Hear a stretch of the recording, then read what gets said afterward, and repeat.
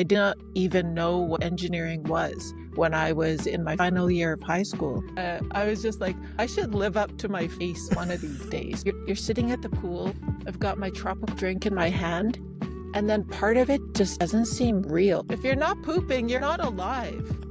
Like, it's the most important process. If you stop pooping and you're full of shit, you're gonna die soon.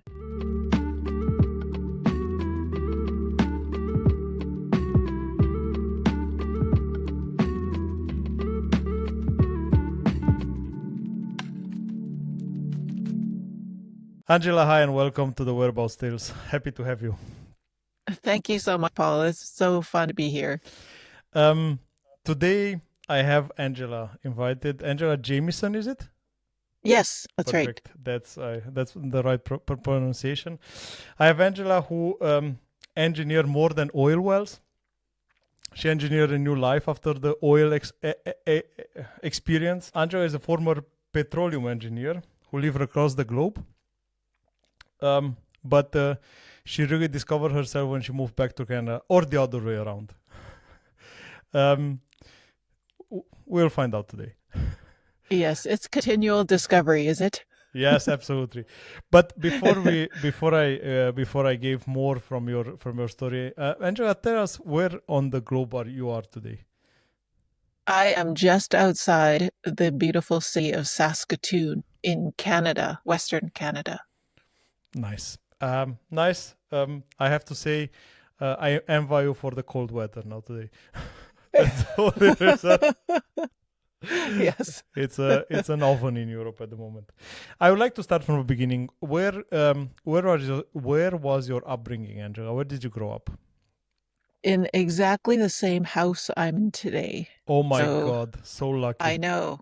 I am. I was born and raised here in Saskatoon, just outside of the city. I think my dad was one of the first to get a little parcel of land, and it's the perfect location. So I had such a happy childhood here that my husband and I wanted to buy the acreage from my parents when they wanted to get rid of it. So now we're raising our family here. That's amazing. That's amazing. How did you get to study petroleum engineering, Angela? By total accident. I didn't know, I'm ashamed to say, or maybe it's the education system, but I didn't even know what engineering was when I was in my final year of high school. And I always thought I was going to be an accountant. So, but I just had this little voice in my head going, I think you need to explore this a little more. So I went to our high school guidance counselor. They had an aptitude test on those really old computers, with the flashing little green or amber. Yes, I know them. And I had to put in, what do I like to do? And at the time I love math, I love science. And it started spitting out these jobs called architect or engineer, all these different types of engineering. And I was like, what's an engineer? And I went to go talk to the guidance counselor about it, and she told me a bit more. I did a bit more research, and I thought, I'm going to try this because I had not heard of it. And the funny thing is, I really consider that little voice in my head to be some kind of divine interference in my life, because when I was young, my dad was a university professor, and we used to travel with his sabbatical years. And when I was young, I said, I want to travel with a job too. And that engineering really enabled that. That was my ticket to travel as a working person, because if I had become an accountant, all of the tax laws are so local that it would have been, very difficult to actually travel with that job. So I am very thankful that I looked into it that one fine day. I have to say that a pattern I keep discovering doing these discussions with interesting people like you, Angela, and I discovered this pattern of once a traveler, always a traveler. Once being outside of your home country, you always have this interest. Oh, I want to do that again. That was so interesting. And I think that's again a pattern in your case as well. Yes, for sure. you studied engineering, like you said by mistake. I have to say, by the way, interesting that you have a counselor in high school to guide you through this. I'm born and raised in Romania. We had nothing. Like we had some parents that we had some information, and that was what's the good paying job now, not in 5 years now. That's what everyone Yeah, is studying. So makes yeah. I like this. I like this. I think that's a good thing for when you're in high school, because when you're in high school, you should not decide about your career. No, you're not able I to. know. Well, and you look back and you go, I'm 17 or 18. How could I decide? Absolutely no no My life possibility. experience is so low. Absolutely.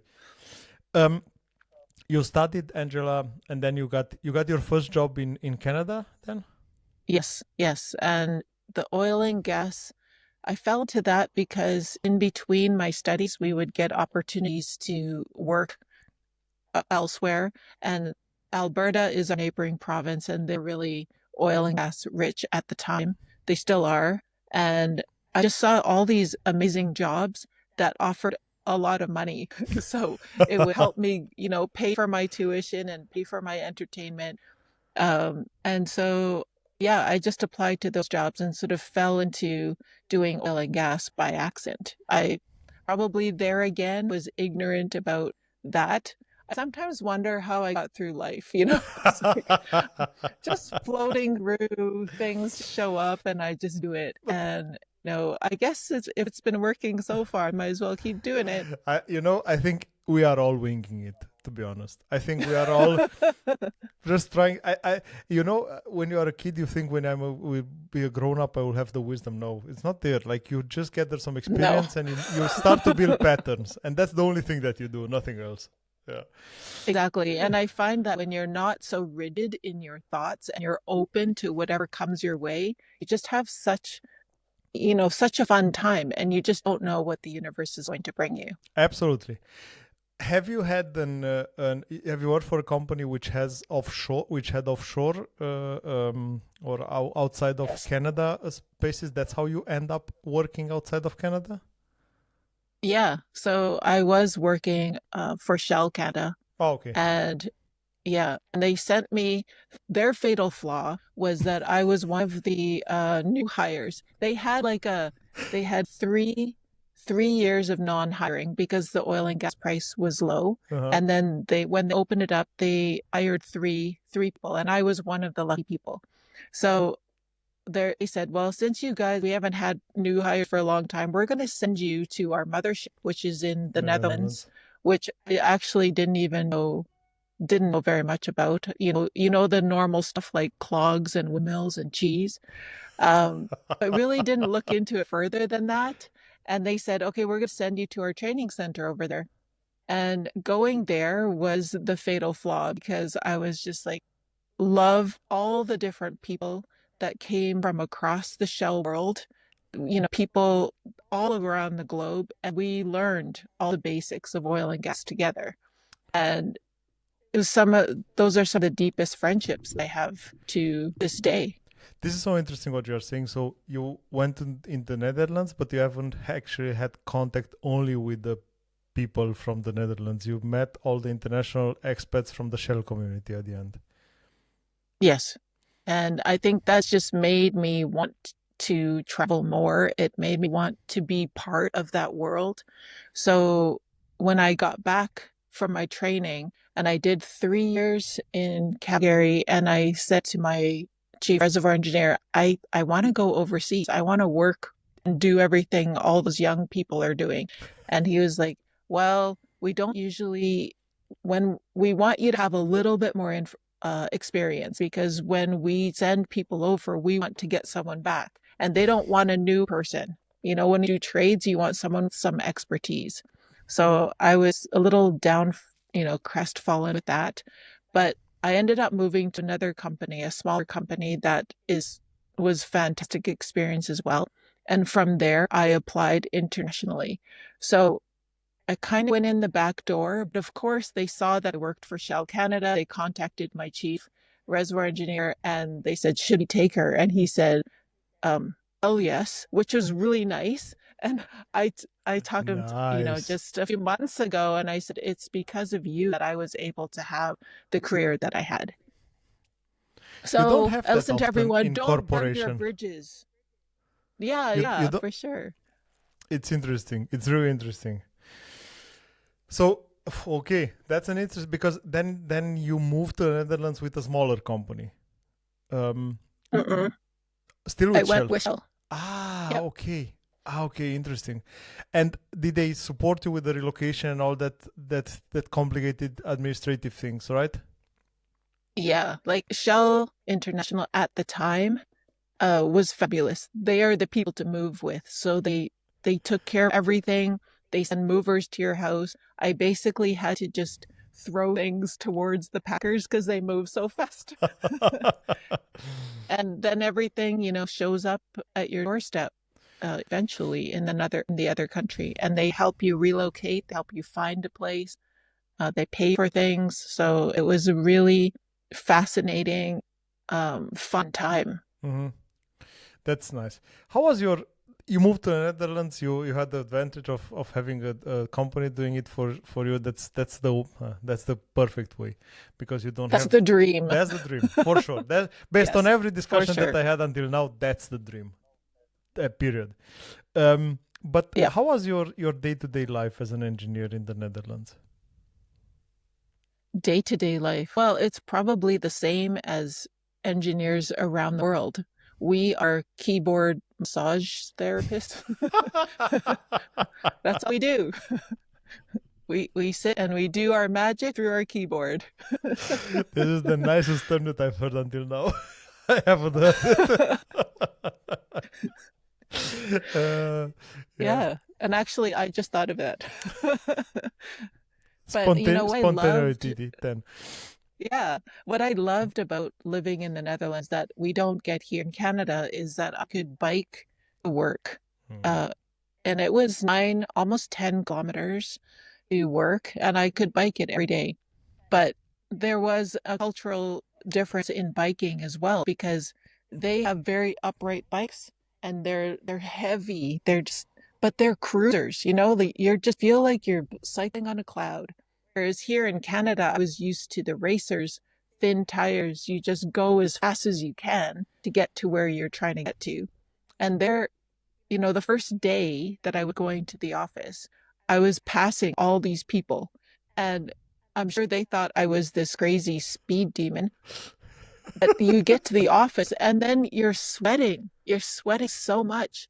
And I remember my colleague saying to me, "Why are you cycling so fast?" There's it's just a mode of transportation. It's not like a race to get here. And that was, an eye opener. So it's what I love about living in another country is that you get immersed in all of these little everyday things. Correct. Europe has a so first of all, the Netherlands has a religion of cycling. It's a religion there. Like you have it. I think you I have love it. absolutely.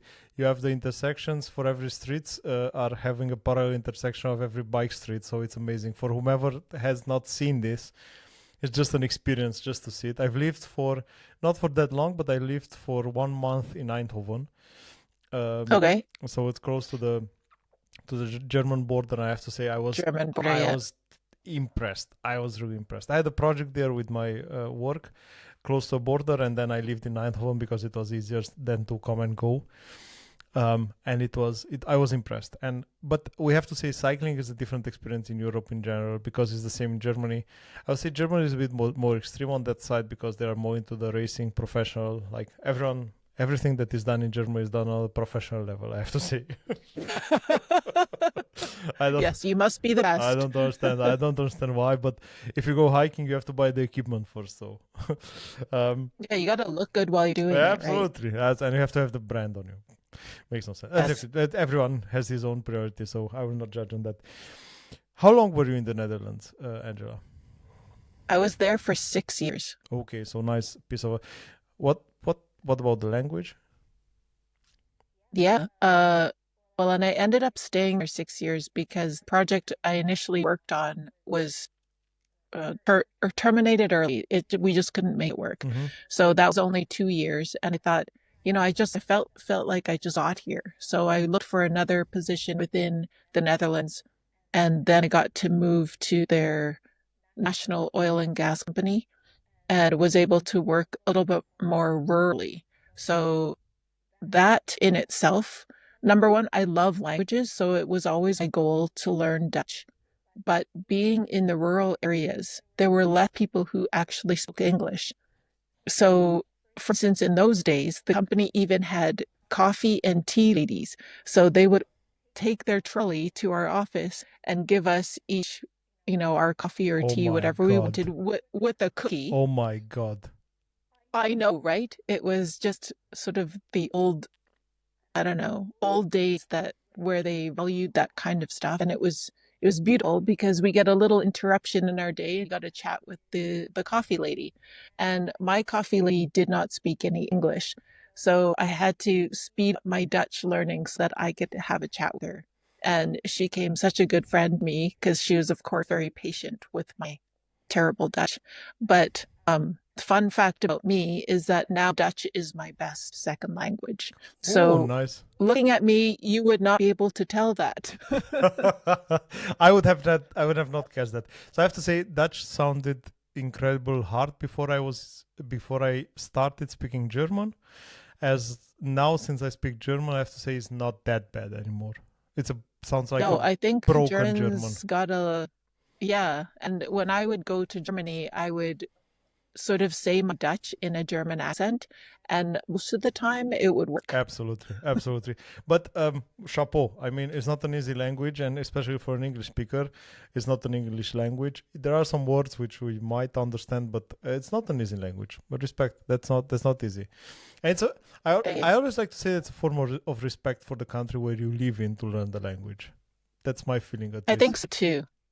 And I think if you're going to be audacious enough to go and live in another country, then you should actually learn about them. Correct. There's a lot of people who, and I'm guilty of it too. You go to a new country and you say, oh, that's different. Well, in Canada, we do this.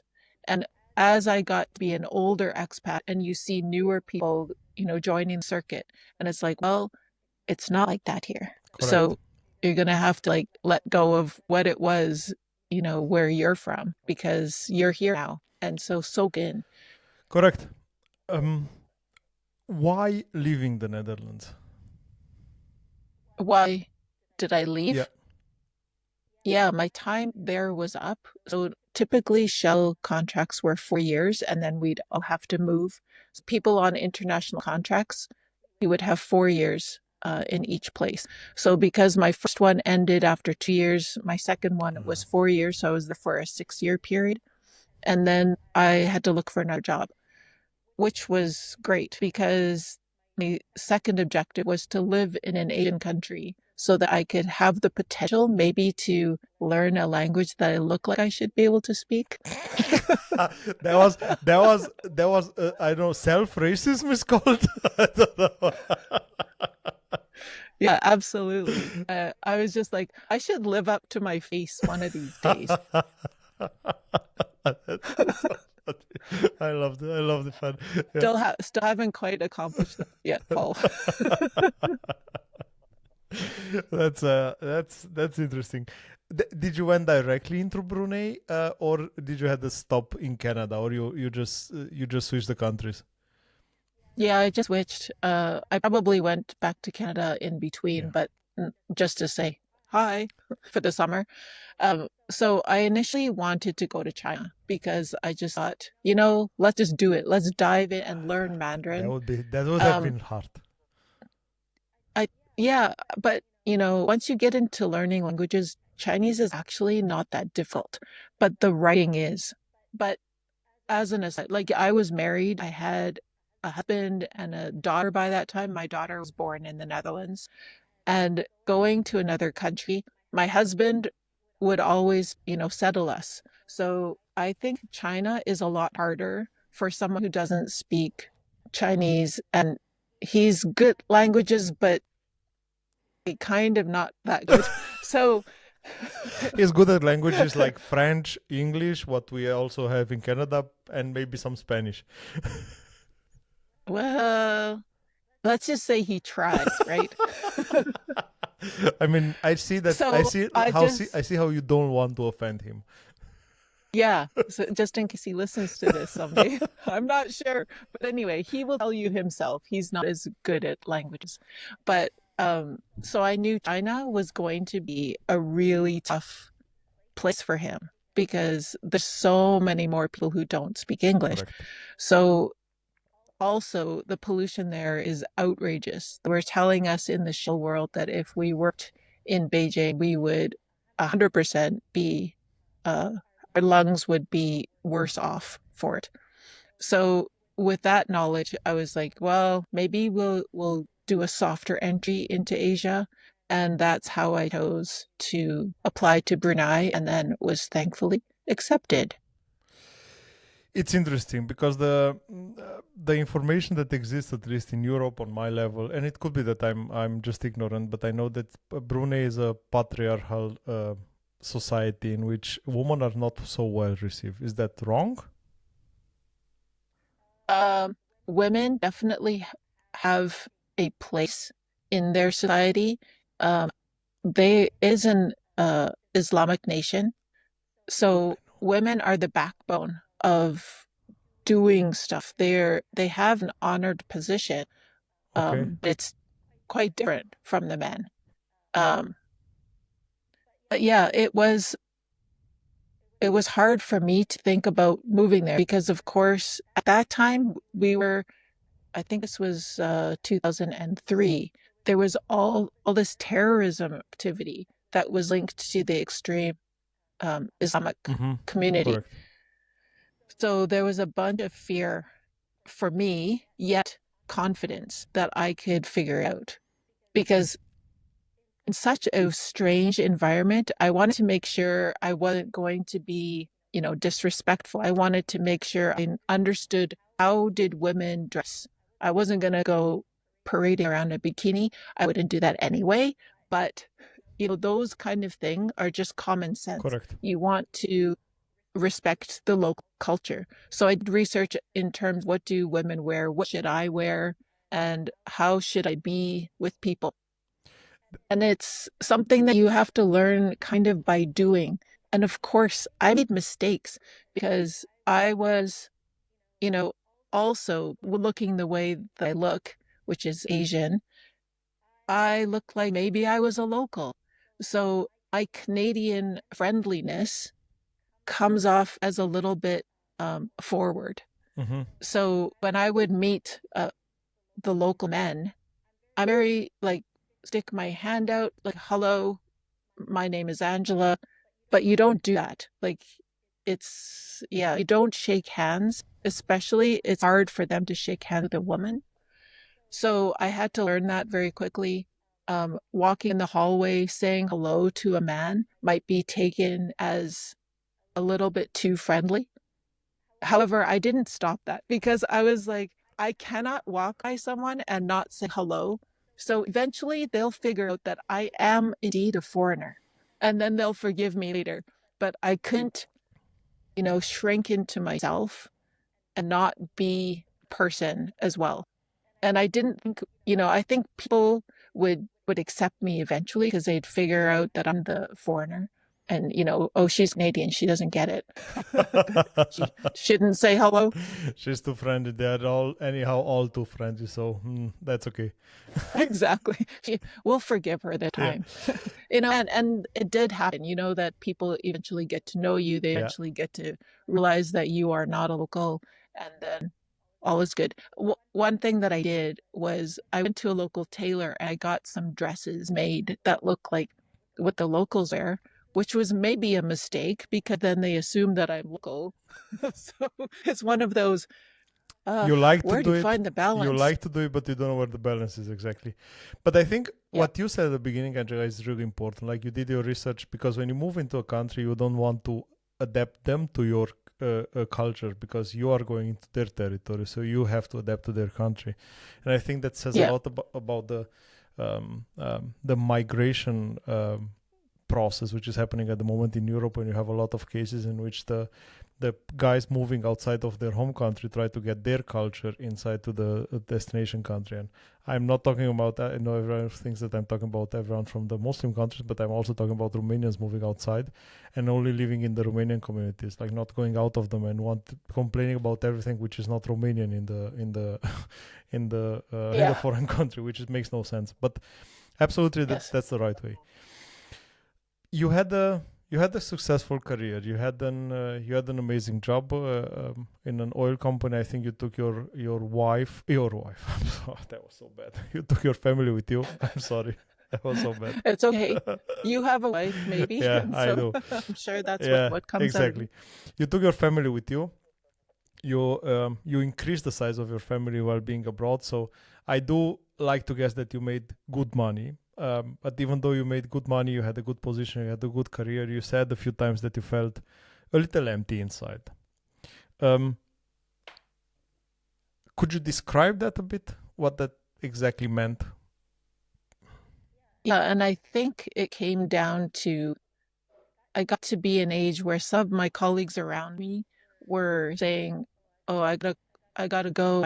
I got a call last night. My dad's not well." And some of them would even just get the call that their family passed away. And it just made me think, yeah, I'm pretty far away. Even seeing my family for 6 weeks out of the year, which was pretty intense, and maybe I needed a holiday for my holiday after that. I know what you mean. But it's just really nice to just hop over for a coffee or tea and, just have that constant connection with your family. And as well, life in Asia is pretty darn good. Like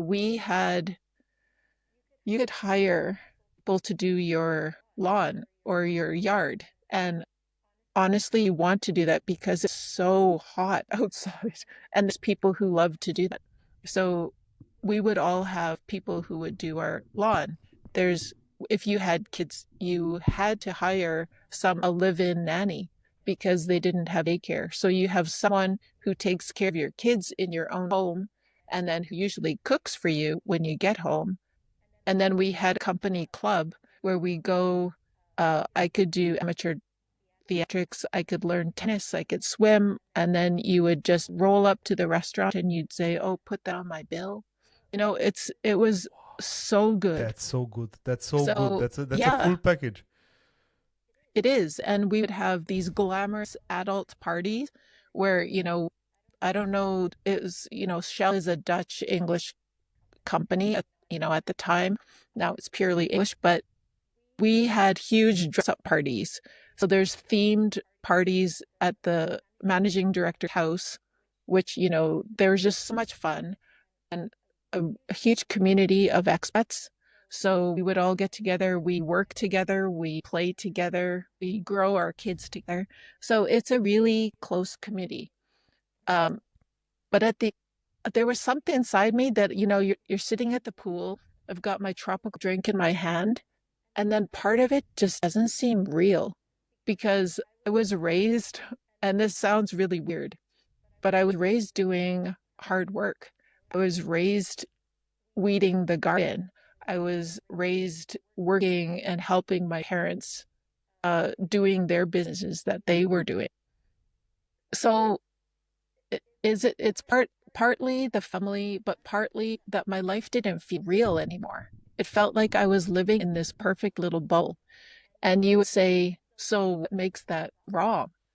But maybe it was too privileged. I don't know. It didn't feel like the roots that I grew up with.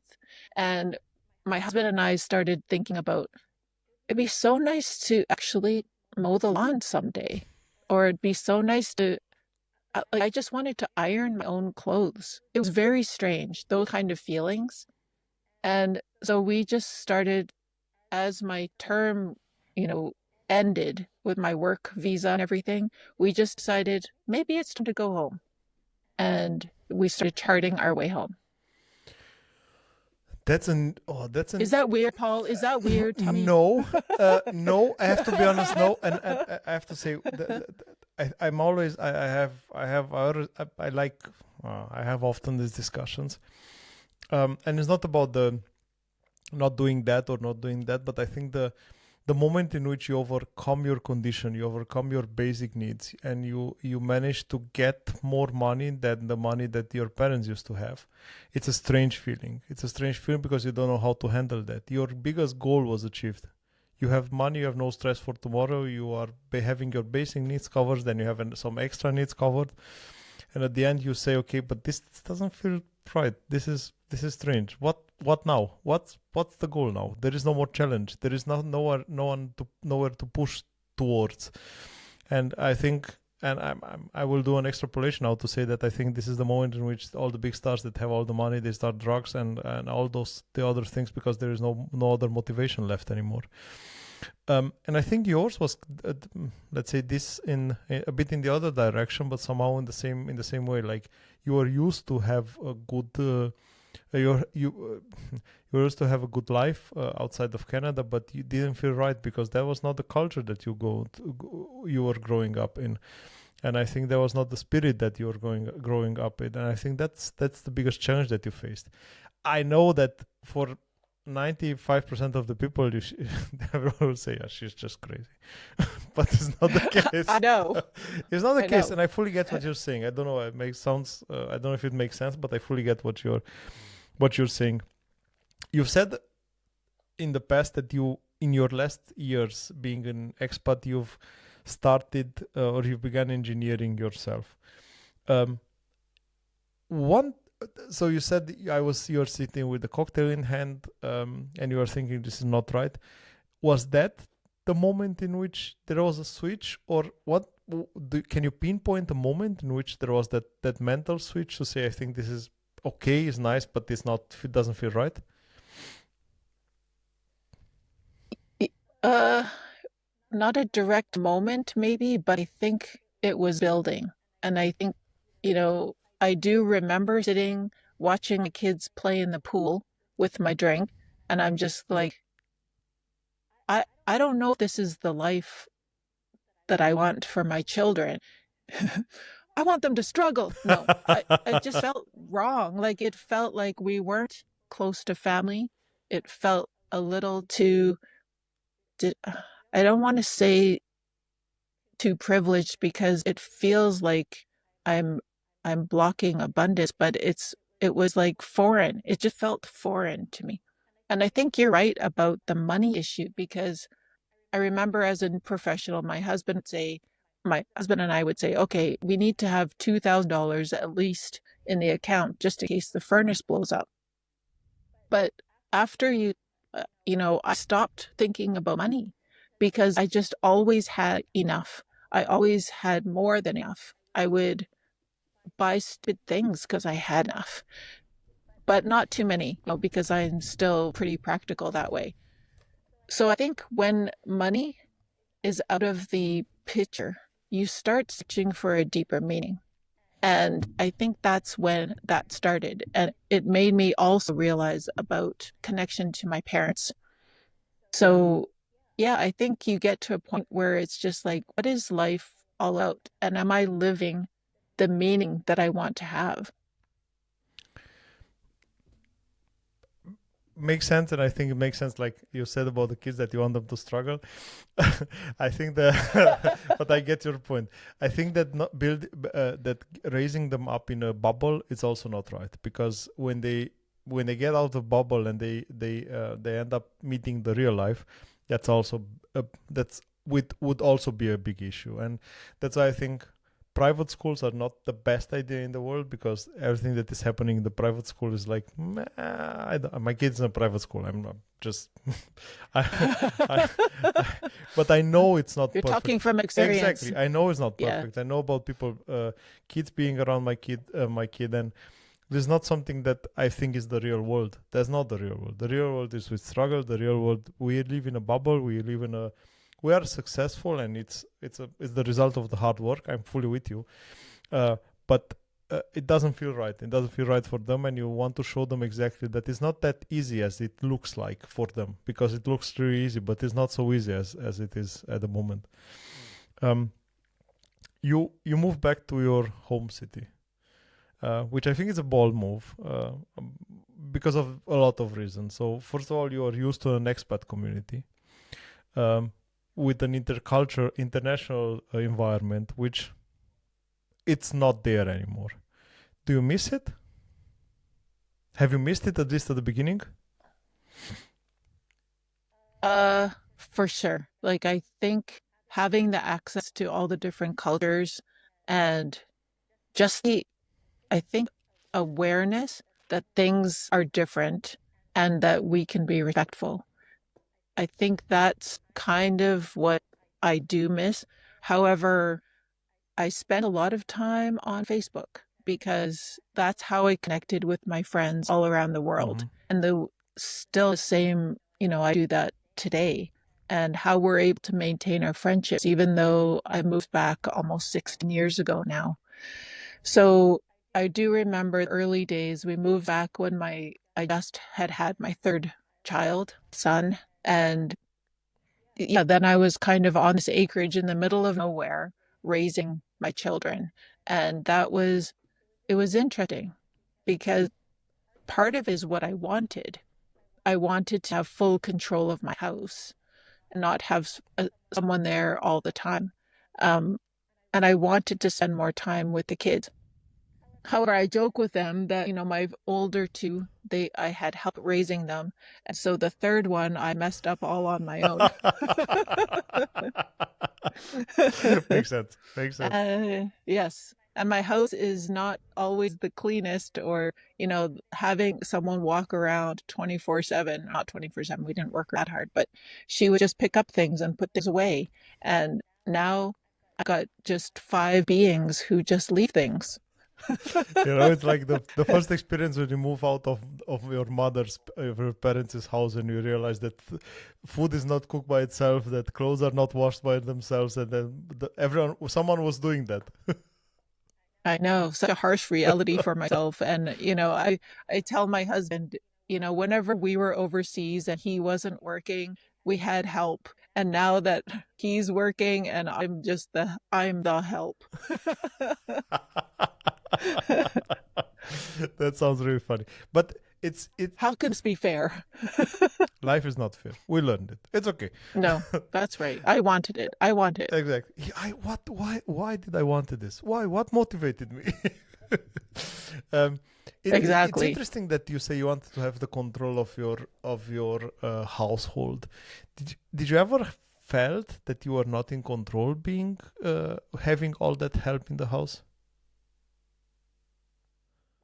I think it came that I had to learn how to accept help. And that for me was hard because in Canada, we don't normally have live-in nannies unless, you're probably super posh somewhere.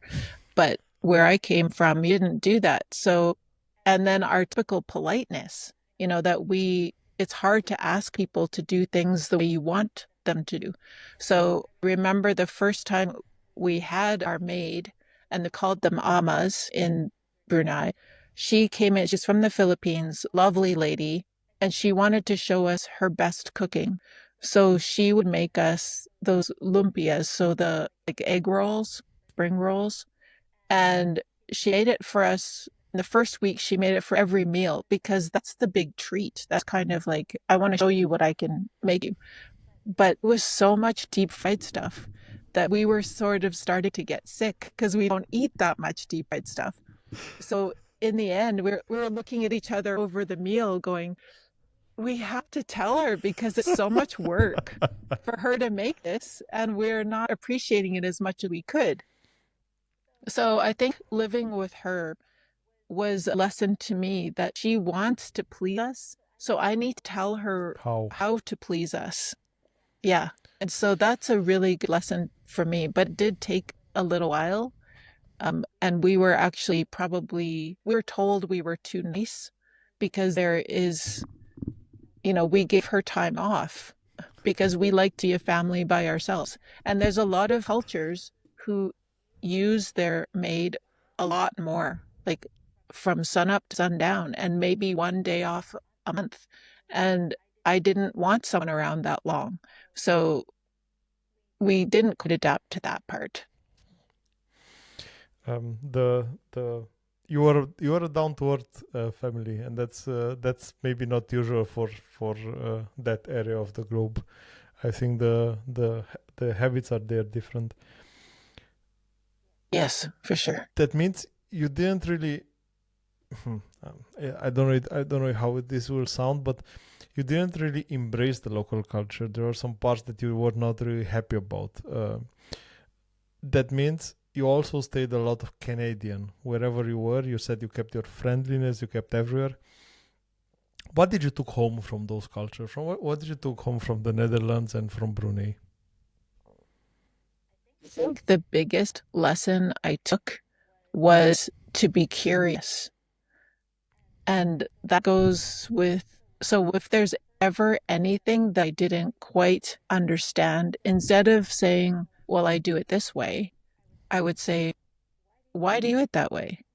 And there's always a really good story behind it. And there's a really good reason. And it might be that they're doing something away because they've always done it. But it's really nice to know that. It's really nice to just get a broader awareness of what life is all about. And I have to say, learning the language of different places you go to, that just gives you the extra richness of the culture because it's kind of like looking at modern art. There's sometimes when you get that feeling, it's, I think they call it liminal space, where it's just like, yeah, like you can't even put words to it. But when you get the language and the culture, there's just such a richness that you cannot put to words. There's just a feeling that you get. And I have to admit, I did not learn Brunei Malay as well as I should have.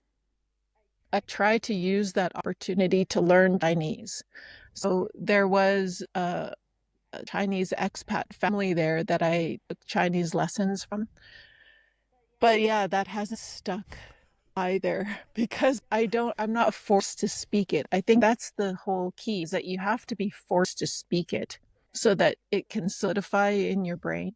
Whereas we had Malay going on, there was English at the office, pockets of Chinese. So yeah, I didn't quite get there. But also when I was taking Malay lessons, I was taking with a fellow Canadian and she was Caucasian. And we would go, it's like, let's go to the market and practice our numbers. So, okay, let's go to the market. And we would go to the table and we'd be bargaining. And the people there, they would all Twitter, like, oh, it's so cute. Look at that white woman trying to speak Malay. And then they would say to me, why is your Malay so bad? And I'm like, I'm just like her. Give me a break. Yeah, that makes sense. That makes sense. I mean, for her, we understand, but for you, I mean, you have no excuse. Yeah, I know. But it was just as new for me as it was for her. So it was kind of funny. Did your experience abroad made a career pivot when you come back to Canada to switch from engineering to being a coach and a writer? Um, it it was kind of an accepted thing. And even when I left Brunei, I was like, this is a new chapter for us because I knew where we were going, there was no petroleum. And so Calgary is kind of the hub. If you want to be a petroleum engineer, you should be in Calgary. And I didn't want to live in Calgary. I wanted to live on this idyllic little acreage just south of Saskatoon with my family. So I knew I had to reinvent myself. My husband knew it. And, since I had been the main career person and he had worked as well while we were away, but always sort of maybe stuff he wouldn't normally had wanted to do. So I said, this is your turn. You go do what you want to do, and I will stay home with the kids. So he embarked on his new career, and I tried to learn to be a stay-at-home mom. But initially it was so fun. I was doing laundry. I had a little rota on how to clean my house because I needed to, being a meeting driven person, it's like if you give me an open schedule, it's like I don't know what to do with myself. So I had to say, okay, this hour we are cleaning the living room. This hour, and I did my rooms on rotation. I had to sort of program myself. And then there, of course, time with kids that you that is often exploratory time, and it's like get the house all cluttered, messy time, and I have to accept that. So I enjoyed it. It was one of those things. This is what I chose for. But in my plethora of laundry, I knew that there's a point where I remember my brain going, I can do more than this. I can actually do multi-million dollar projects, and this laundry is starting to bore me. So I spoke to my husband, and my youngest was just 1.5 then. And he said, just go find something if you want. And my mom was around to help with childcare. So I got a job that was 1.5 days a week, which was great. It was mentoring some young engineers at a local consulting firm. So that was really great, getting kind of back into the days. And since it was 1.5, I used that other half of the day to go grocery shopping without kids. It was so amazing. All the simple joys, right? Yes, But then yes. that job, they asked me to be the COO after, I'd worked there for a few months. They said, we're looking for COO. We think you'd be great for it. Would you be interested? And I'm like, yeah, it just rang all the bells of external validation and importance that as a corporate person, you you strive for. It's like, oh, a C-suite job, all that responsibility. I said, well, thinking of my 2-year-old, then 2-year-old at the time, I was like, I have to do it part time. So they said, yeah, sure, do it 50%. But what I didn't know was that you don't do C-suite jobs 50%. So I basically signed up for a 100% job, but just agreed to 50% paycheck because on my times that I was at home, I'd be like typing emails telling my son, I'll be there in a moment, I just could get this done. So, but because of my ambitious nature or whatever, maybe craziness, my desire to prove myself, I continued to do it. But at the same time, my dad was getting ill and his cancer had advanced. And it got to a point where, right after the office, I'd go see him and spend as much time as I could with him. Excuse me. And it came the day where he passed. And I remember I was supposed to be back within the next half hour. And my brother was taking care of him and he called the house and he said, he's gone. And that moment, it just made me think, I just spoke to him, a few hours ago, and now he's gone. His whole life, like he lived, yeah, exactly, like with a snap of a finger. And it made me think of his childhood. He's from a small town. Well, small town in China is huge town Canada, but he came from nothing in China to do, schooling in Hong Kong, went through Japanese occupation, worked his way to get himself to Canada where he was, a professor here at the local university. And he lived a good life. He lived an adventurous life. And then all of a sudden, bang, it's over. And it just made me think, what am I building? What kind of life am I striving for? And is this what I want? So I knew immediately I needed to quit my CO job and I needed to search for meaning. And it's still that meaning that I had inside that pool. It's like I hadn't done the inner work to make the outer world make sense. And so I just deep dove into personal development and I came up with a way of thinking that was logical and made sense and wasn't dependent on someone telling me what was best for me. I called it inner engineering. And I started coaching people on that. And nicely enough, like my whole LinkedIn profile was filled with people that are just like me because we were colleagues. So I asked a few of them to go through it and they loved it. And I created a program and started doing that. Uh, and I did have a book project that I've been wanting to do for ages. I finally, after I guess it's 1 year of doing group coaching and building my practice up to that I finally got down to finish this book that I've been wanting to write. And it's a little bit off the wall, but it goes completely into what I want people to do, which is chill out a little more. We're striving for all these external levels of achievement, but we forget, what about us? What do we really want in life? And that's what I'm trying to get everyone who's in my membership, takes my courses. We talk about the inner engineering and how true happiness comes from within.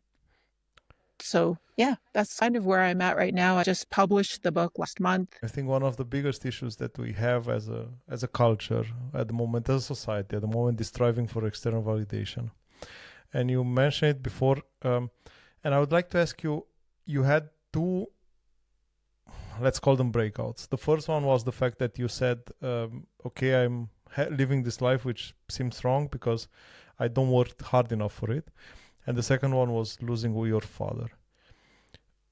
It was the combination of the two, or do you think this emotional part of leaving your parent was bigger than the realization that you had in Brunei?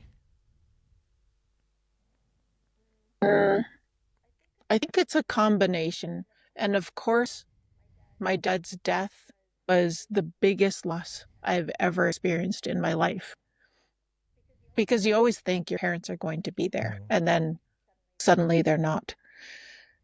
But I think, the start of searching for meaning, that was kind of the spark that made me aware that there had to be something else. When I came back home and I did the COO job, I thought that was getting to where I wanted to be again. I thought that that's what I wanted. And then when my dad died, it just showed that that wasn't it either.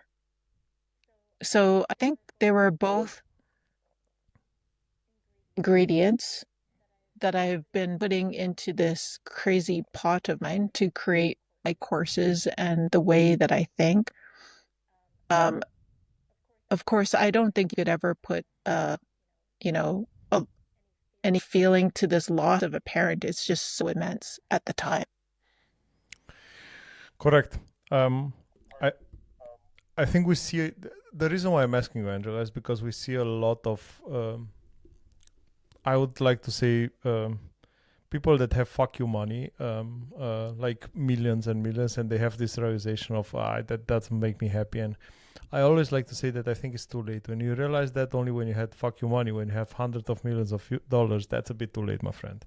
And that says a lot about your level of intellect. I'm sorry to say that, but it's the case. But I think in I'm sorry, Thanks. every actor. No, it's come on. I don't think you went in the hundreds of millions. Well, yeah, not yet. Exactly, exactly. And we actually said we actually you actually said that I think the personal loss is the one that bring you back down to earth when you realize, man, whatever we do, we have a temporary contract here. The only temporary contract is the one that Yeah, we would like to have permanent, and we can't. And for I love sure. the fact that the working contracts are for unlimited period, which in fact they are all limited. Um, and we realized that too late, unfortunately. And I think this saying that we all have two lives and the second one started when we realized that we only have one. That's the biggest saying of ever of them all. Um, Angela, you joke about yourself being a poop philosopher. Uh, Yes. when did that persona came to life? Oh, man, Paul, I've always had it. I've always like and most of it happened in the privacy of my own brain, and I've had to tame it. And sometimes I haven't been able to. So I think if you talk to my friends, they will say I'm the first one to bring up something like that. But it's always, I feel, in a very tasteful way, that because I feel like the digestive system is really the big connector in life. And no matter where I traveled, where the culture is different, the gender is different, the religion's different, everyone's got poop. And if you aren't pooping, if you're not pooping, you're not alive. Like, it's the most important process. If you stop pooping and you're full of shit, you're going to die soon. So you got to get rid of it. And This is so real. it is the biggest, it is the biggest, most wonderful metaphor for personal development. And so I had the title of this book over 2 decades ago. I just had my daughter, and I told this title to a guy at work, and he was fairly open-minded, and he goes, Angela, such a great title. And so it's just been brewing in my brain. And finally, this last Christmas, I said, I got to get this book done. And pedal to the metal, I published it in Gut Health Month, which was May this year. And yeah, now it's out in the world, living its own life. I think the fact that if you don't poop you're full of shit is the one of the coolest, like the one with the second life. I think this is the second on my top. I think this is second one because if you don't poop you're full of shit, which makes a lot of sense. I know, right? Absolutely. I always like to simplify life to say that as big as is the star, as rich as the people, they all have to poo, and they all have to do that thing. And I think that makes us quite equal on all levels. That's the thing that makes us equal. When I wrote first, Yep. I do my research before the discussions. When I start to read this about you, I said, "Come on, that's insanely hilarious." And the fact that someone had the I would like to say audacity to put it as a title of a book. I think that's amazing. But um, can you unpack a bit that for us, pun intended, from the diapers perspective? Like you said that you see, I think you've done it for your kids as well, and you realize that that is happening a lot in the kids situation. The kids, they release a lot of emotional baggage when they do that poop. I realized that with my son as well, that he was grumpy, and after he managed to get the poo out, he was not grumpy anymore. So I think it's not only a physical release, it was an emotional release Yeah, as well. Um, absolutely. It is that shows the connection, the gut brain connection. And we're learning more about it now, and scientists are studying more about the gut brain connection, that when something's going wrong on one end, the other end is impacted. So for instance, if you are depressed or you have a lot of mental issues, you eventually start seeing it in your gut. And also the same with when you are not good in the gut, you start to feel anxious, depressed, and all of that bad stuff. So I find that fascinating. And it's exactly parallel to what you just described with your son. Everyone feels better after a huge elimination. And I think that's why you need to start your day out like that. Because when you don't, your whole day is clouded. You just have this feeling of like, I, I'm plugged up, man. I, the fact that the fact that you are so open about this makes it so real, and but it's so funny, and it's so real because it's absolutely right. Nobody had the guts to say it, but guts, pun intended again, to say it. But I think the connection, the brain gut connection, is getting more and more. I think it's true what you said, that we have a lot of realization by understanding the fact that the bacteria that we have in our gut is also something which is feeding our brain with a lot of information. And it's not only about what we get out, but also what we feed in to be able to get real out. It's getting a lot philosophical. What was the no? What surprised you the most about the way people are responding to the book? Um, I I think it confirmed the fact that it's connecting everybody. Like everybody can relate. The only way you wouldn't want to read the book is that you think it's going to be gross. But it's I, honestly, I think I do it really tastefully through stories, and we don't like talk about anything like texture or any. There's a couple.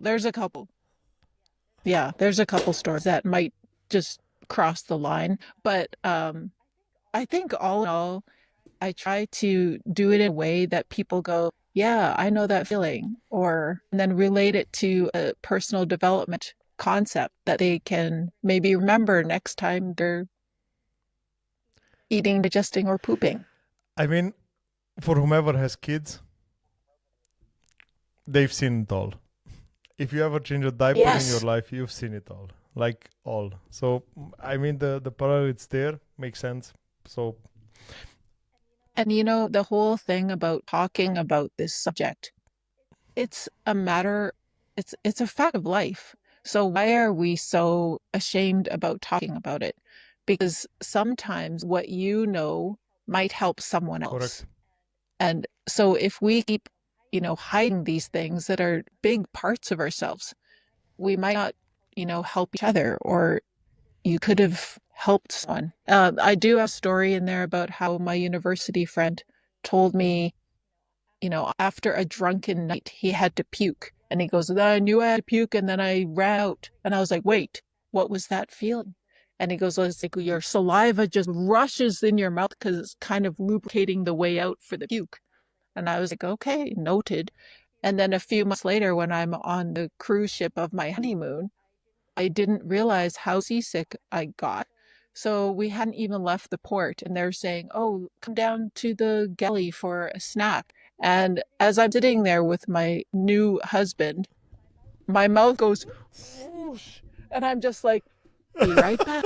And I ran to the bathroom, and I swear, like I was like fire hydrant. I opened the stall, and it went and it was all over the place. But without that little warning that my friend shared with me, would have been all over everyone else. So I am so thankful. And sometimes you got to share that stuff, people. Absolutely, absolutely.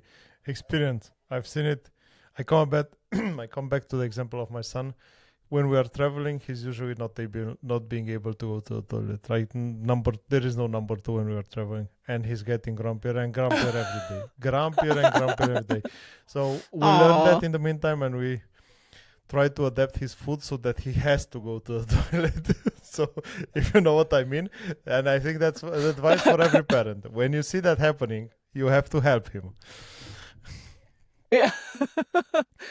So when someone's grumpy, give them a laxative. Nah, plums with yogurt is doing the Plums. magic. Yes, very good. Plums Very with yogurt, good.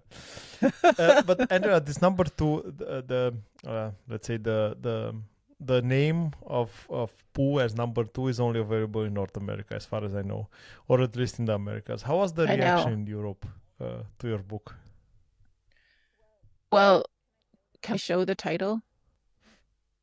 So this is the book using number two to get to number one.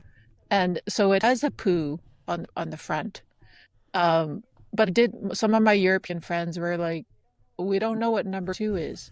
And I did look into the history of it, and it was just people's way of commenting on that necessary life function without saying it. So it just, I don't know, there's no definitive story on the internet of how this came to be. But I think I'm just teaching my European friends what it means. What's one lesson in the book that you think that even the most serious or skeptical reader um, needs to hear? There's so many stories, but um I have one chapter. Well, okay, let's just take one for instance. It's about when I'm a bit lactose intolerant, so I can't eat cheese or milk or dairy, or that's I guess what lactose intolerance means.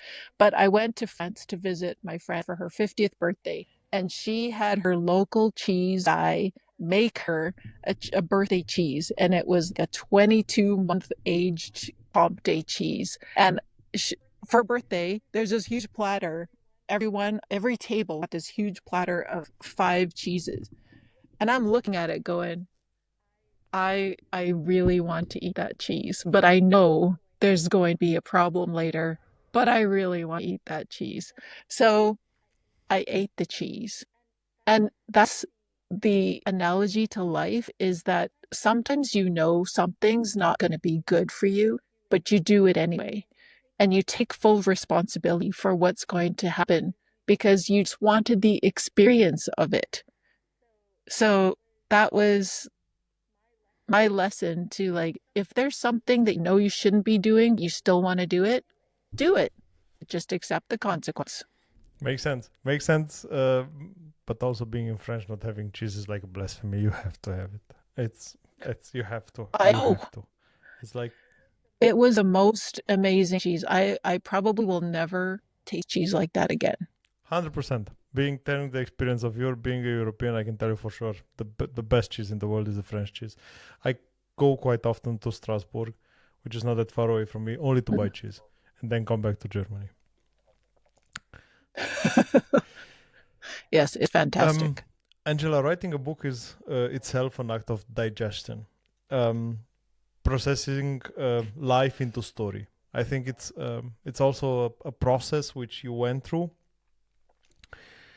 What did you let go of during the writing process?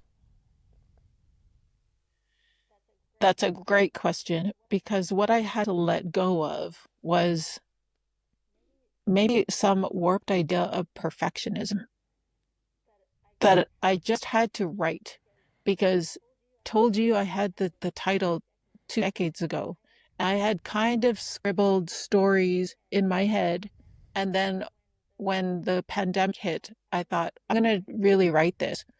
But I wrote it. I wrote stories, collections of stories. And then I would go back and reorder, or I'd go back and just try to get this perfect book because this was a book going to be carry my name on it. So, and I don't know why I'm worried about it. Like, it's about poop, right, Paul? So it's like just get over it.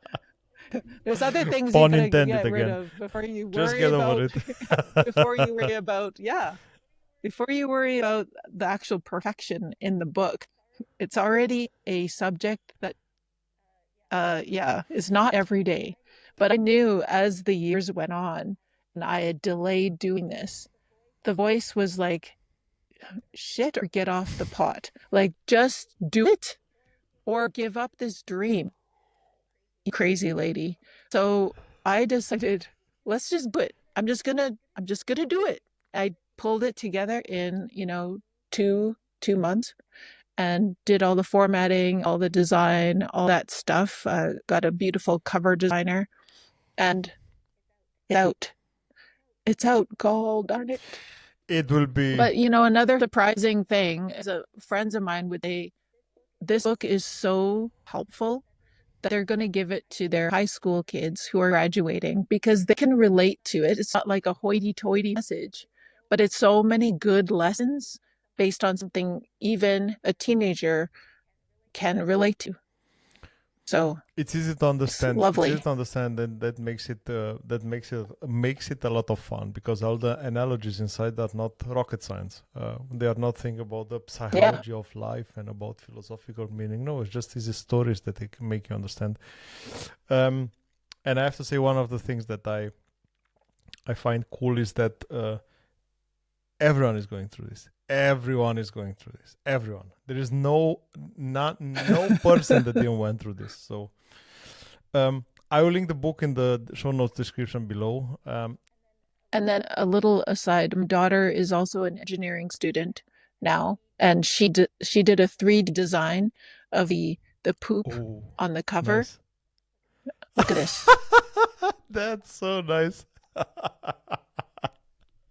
So I've been giving it away as well as a little reminder to people to let their shit Oh, go. absolutely. Let that thing go out. Um, Pun again Life's intended. too Life's too short short to to keep it in. be Exactly. constipated. Don't be constipated in life. Um, I know. Angela, See, there's so many metaphors, absolutely. Paul. But you know the crazy thing is everyone is thinking them. Nobody's having the balls to say them, and that's why the fact that you managed to say them out loud, that's the most important. Trust me, that's the most important. Yeah. Well, I'm having fun. That's the most important. This is what we should all focus on, and this is what we should tell our kids to do as well. Not to build a successful career, Yes, tell them to have fun, and then everything will come together. have Yeah. fun. Talking about Absolutely. all career or successful career, Andrea, do you miss your old career? Do you have days in which you miss your old environment? There are certainly days I miss a paycheck. And I definitely miss my colleagues, where you're forced. And I bet everyone can think of a colleague they would rather never see again. But you actually, with some distance, you kind of miss it. You kind of miss that, the people that you like, the people that you are find really annoying. They're all part of the tapestry of what creates your life. And when you do the inner engineering, you can see the beauty of all of this and you can just enjoy every positive, every negative, every whatever, because you know it's all positive. Now, to turn the question a bit on the other side, what do your older kids say about the fact that you are always there? I know. Mom, could you get a life? No. Now my youngest is almost 16 and they're all having their own lives. The older two are in university and it's lovely to see them, you know, spread their wings and try new things. But what I really like as well is that they're my biggest cheerleaders. So they're so proud of me that I've got my book out. They're so proud that I'm putting myself out there. They they are the masters of the growth mindset. Like It's they nice. will congratulate me on something that I did better today than I did the day before. And I think as being a Gen X person, we're a little bit fixed mindset. We just want to achieve. And it's when we can't perform at a certain level, we don't even want to try. We don't want to put ourselves out there. But I've learned that it's really good to just try, take note of where you're at, and then watch as you get better, as you do it more, if it's something you really want to do. So my kids, I don't know, they were born with that or something, and they're teaching me every day, and they're proud of me, and I love that I can show them that they can do weird things if it's true to their soul and just have fun doing it. I think that's a really nice lesson that I'm proud to teach them. I am now the poop lady and they're the poop lady's children. So there. And as long as they are embracing that, that makes it amazing. Yes, A- absolutely. Angela, what do you think that the Angela having that career path test in high school would say to the poop lady today? She would be amazed at how life has turned out, but also so, so happy that I used the engineering as my way to get my adventure. Science is science the world round. And I used it to find or satisfy my inner desires for travel, for meeting people, for appreciating cultures. And then it also brought me home. So the way my life has changed since I got home, where I'm also a publisher. So I've published 22 fiction titles as well as this book. Nice. So I was able to publish my own book and just build up expertise in an area that I've always loved books. I've always loved writing.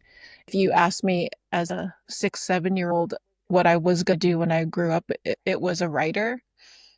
So I just feel like there's so many little hints we have of our lives as we go through life that it's really a pleasure and a privilege to be able to live them out and to be flexible enough to be able to do that. And I admit the engineering career gave me the financial freedom to try this, that a lot of people don't have that, backing. But now I'm having a great time. Now I'm just exploring and I'm creating courses based on this book. I have a few corporate clients that are interested in talking a little crap with their people. So this is like personal development that everyone can relate to, and it might even have the potential to stay in your brain as you go through your day. Sounds amazing. Sounds amazing. I think the whole idea of making the personal development understandable and not philosophical makes it makes the whole concept easy to implement. because you don't need to be to outsmart yourself. You just need to understand simple metaphors to be able to understand how Yes. exactly life. And I am not smart. I dare say that. It's I like dare say that. all of th those hormone things like oxytocin and dopamine and I was like those are really important things to bring into my books, but I can never remember what does what. So I'm just like Yeah. that's the thing about our digestive system too. It's such a good teacher because we don't have to Yeah. know the process of what it does. We have the experience of what it does. So I think that's also a We huge have a good strength. family friend that says, I had two kids, so my brain got got half twice. So let me give me some time, give me some spare. Give Yeah, me a give me a break. break. Yeah. Uh, So yeah, with my brain, I had already two halves gone before I had a exactly. third. So Yeah. Angela was extremely fun the talk with you, and I didn't expect it to be such fun, even though I knew the book and I knew exactly what's in the book, but I still didn't expect to be more. You're an amazing person. I think the realization that you've had, it's something that Well, it's not easy to happen. Sorry, you want to say something?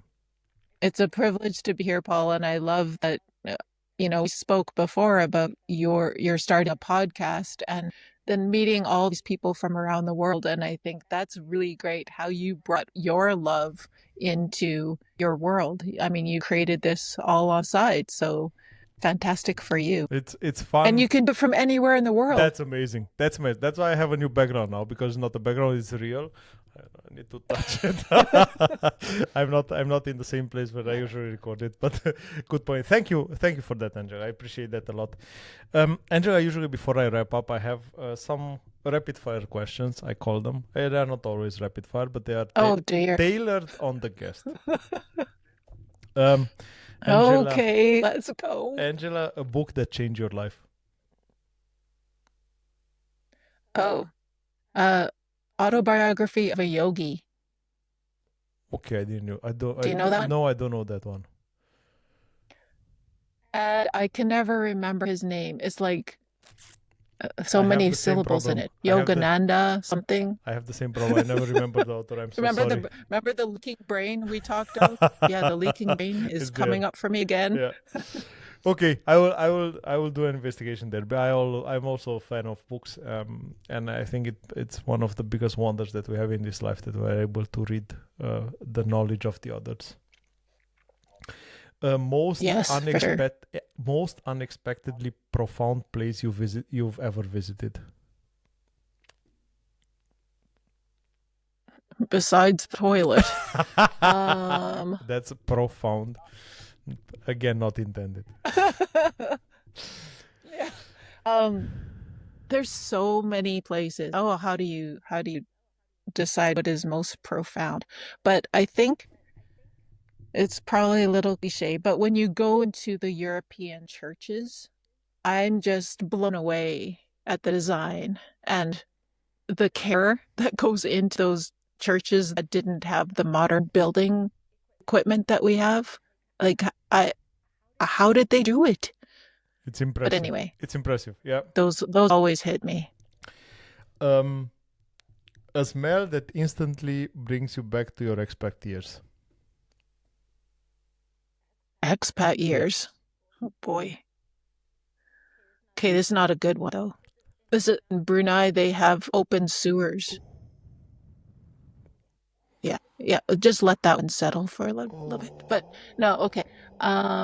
Okay, on a nicer note, how about the ocean? Because both locations I was really close to open water, and where I am in Saskatchewan, uh, well, I guess I'm like 2 miles from the river, but it's different when it's, the ocean or the North Sea or the South China Sea. It's just different. Mm-hmm.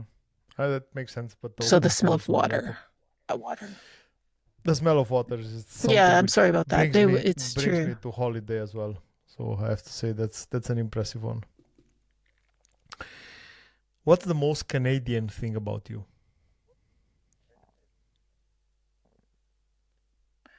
My soul. I I I don't know. I think Well, and I say this in my book, I look the way I look. My best second language is Dutch, and then next one is French. I'm studying Mandarin, which my family doesn't speak Mandarin, so I'm also sure I probably won't really embed that one, but I'm going to try. All of this mix of, despite of the way I look, I've soaked up everything in my environment, and that makes me purely Canadian. Just a mix. The intercultural mix, right? Yeah, and I think intercultural appreciation. And probably we're probably still a little too polite. We always say sorry, thank you. Um, and I have the last one, which is, but this is a self-answered one now after the discussion. I want to say poop emoji or sparkle emoji, which best represents your vibe. But I think I can answer that by myself. You can guess that one. Yes. And it's funny since published the book, when you pull up your emojis and your most common ones are Yeah. there. Yeah, Yeah. it's the poop one is high on the list. Angela, your story is impressive, and your journey reminds us that sometimes you have to travel far and even flash a few things to come home to yourself. Um, I want to thank you Yes. for sharing today. I want to thank you for being so open and so less, I would say, judgmental about some terms, and saying them free and talking them free about some taboo topics. I think it's impressive and it makes the philosophy much easier for everyone to understand. Thank you for being today in the podcast, and I do appreciate much that you took your time. Thank you so much for your time and for making this available to people. Thank you for that, Angela. I do appreciate it a lot. I hope we can do this again one day. Maybe with the second book. Who knows? Okay, sounds great. Thank you so much, Paul.